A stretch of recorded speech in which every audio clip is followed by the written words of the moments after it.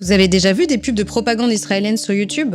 Quand t'es la seule démocratie du Moyen-Orient, que tu commets un génocide diffusé en direct et que t'as provoqué une famine, ça a tendance à affecter un peu ta réputation. Donc bon, logique, faut compenser avec un peu de com'. Genre, une campagne pour dire que tout ça, c'est des mensonges, et que les habitants de Gaza vont super bien et mangent à leur faim. Un petit budget pub Google et YouTube pour que les gens arrêtent de croire qu'on est le méchant dans l'histoire, et c'est réglé. Le média Dropsite révèle que le gouvernement israélien a signé en juin un contrat de 45 millions de dollars avec Google pour de la hasbara. Hasbara, ça veut dire explication en hébreu. Mais quand c'est utilisé par le gouvernement israélien, tout le monde sait que ça veut juste dire propagande. Par exemple, cette pub-là, elle a 6 millions de vues, sauf que l'énorme majorité de ces vues sont achetées. Et c'est pas la première fois qu'ils font ça, hein. Ils ont déjà fait des campagnes pour discréditer l'UNRWA, ou encore la Hin Rajab Foundation. Selon Dropsite, le budget de la campagne actuelle se diviserait entre 27 millions pour Google, 18 millions pour YouTube, 3 millions pour X et 2 millions pour une boîte franco-israélienne, Outbrain Teeds. Sur X, des utilisateurs donnent des conseils pour boycotter Google et migrer ses données hors des outils du géant de la tech,